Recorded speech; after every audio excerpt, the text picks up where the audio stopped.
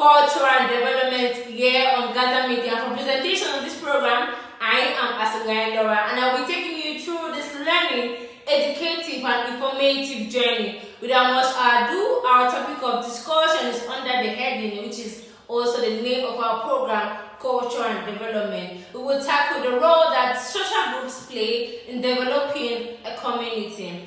And we can't start without dissecting what social groups are all about. According to social science, a social group is two or more humans who interact with one another, share similar characteristics, and collectively have a sense of unity. A social group exhibits some degree of social cohesion and a more than a simple collection or aggregate of individuals.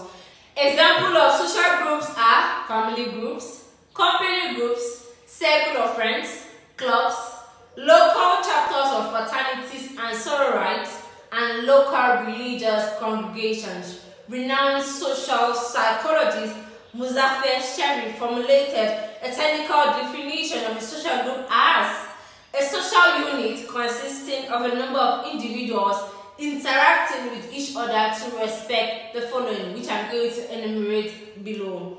First, they will have common motives and goals. 2, an accepted division of labor. 3, established status relationship. 4, accepted norms and values with reference to matters relevant to the group. 5, development of accepted sanctions such as raise and punishment when norms are respected and or violated.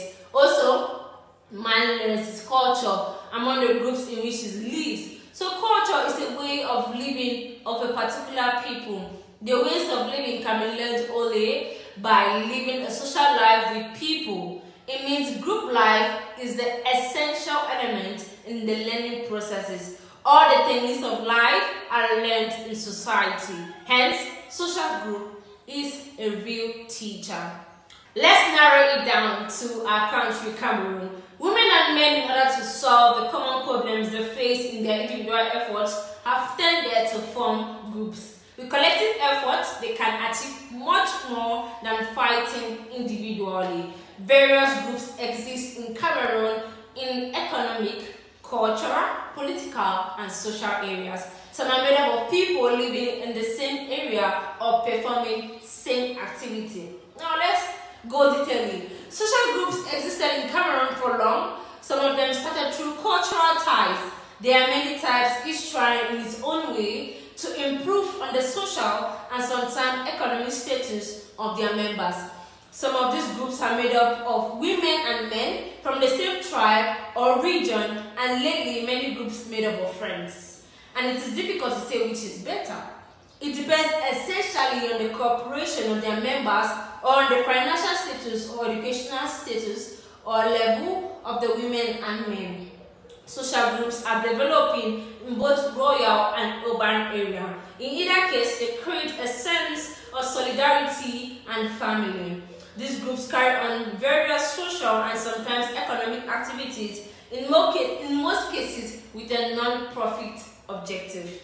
The main goal is to provide mutual assistance to each other in the event of a misfortune or a happy event such as marriages, birth, death, illnesses, and others. When a member is in need of all available support, they provide moral and material support. Now, I went into the streets of Cameroon and I took various views of people that are in social groups expressing their aims while they join the social groups, their aims of the social groups or the social groups, the aim that the social groups have, and the benefits that the social groups have to them and the community. Do well to watch the following. Okay, thank you so much for this opportunity you've given me. I am Mafia Angeline Asaba, Epus Eno. I'm a teacher by profession. Yeah, I live here in Douala. I've been teaching for the past 16 years. So I belong to two powerful social groups, and they are all, in short, one is a student group, that is the GHS Fontem 1983, 1988 to 1988 batch. Yeah, and then I have another social group, which is my village teacher group called ETA, that is Esota Teachers Association. Yeah, this association is just a baby association, and I'm so enthusiastic to belong to this association because of the benefits that I know I will have in this association. First, to develop teaching techniques and to develop in the educational career. And then secondly, to carry out projects that would benefit myself and my village in particular, because my village is a remote village whereby so many social amenities are lacking. So belonging to this social group, we are going to bring so many social facilities in our own village, which is Esota village in the Lebiale. And the student association, it is national just as the other teachers association. Us, the ex-students of GHS Fontem, that is 1983 to 1988 batch. Yeah, this association has been formed also to make ourselves continually living together as one, sharing our ideas, many things that we have acquired in our different milieu.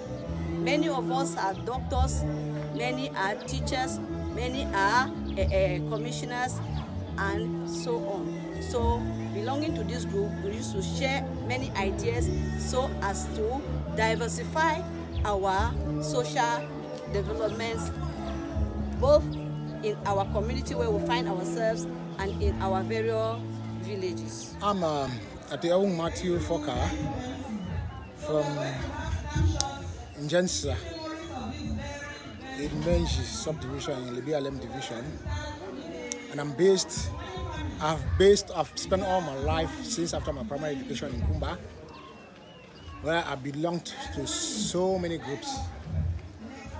I have been a member of staff, I've been a member of CMA, Cali Men Association, and I have been a member of Farmers Group,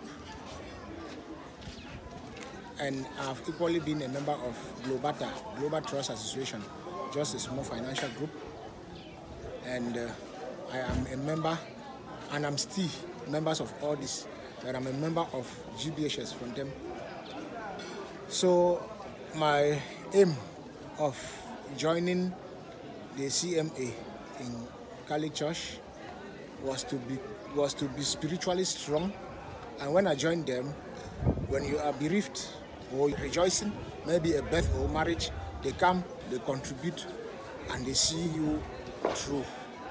When you are aggrieved, they struggle to make sure that they wipe your tears by contributing and giving you. Now, apart from that, we were like an apostolic group, and as such, we pray and visit the needy. You can join and you don't have even anything. But if you happen to have a property, maybe say a house, or you want to invest on a vehicle that you can run as transport vehicle, you introduce it to the group.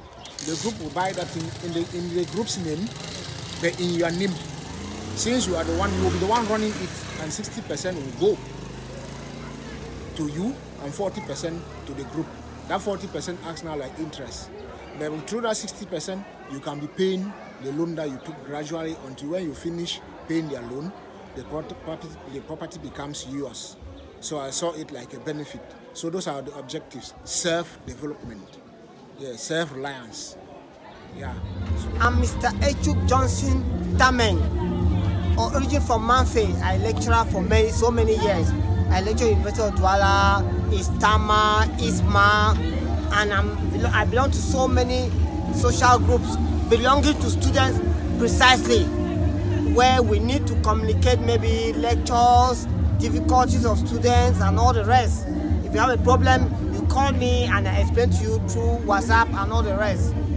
So it is a very profitable, because sometimes a student is unable to have relationship with students, with a lecturer. He calls you and say, I didn't understand this, I didn't explain to him. Also that you send lectures or exercises through WhatsApp for them to go through and send it back for you to correct.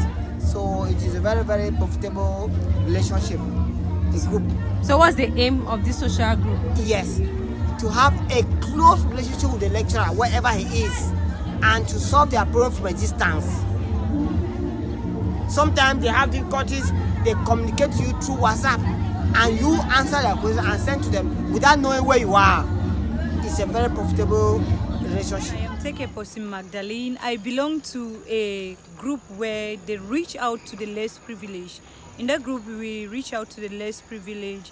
And I joined the group because it is always my wish to reach out to the less privileged, but I'm not financially stable for that. So I decided to join the group because there are people who provide the things that we have to reach out to the less privileged. So I just used it as an opportunity to reach out to the less privileged, and it has helped me because it's giving me that self-satisfaction.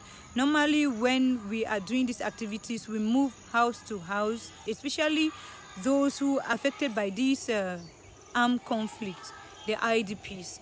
We reach out to the orphans, we reach out to the widows, the vulnerable people of special needs. And when we reach out to them, we see their situation. Personally, I see their situation and I'm able to share joy with them whenever we provide for them.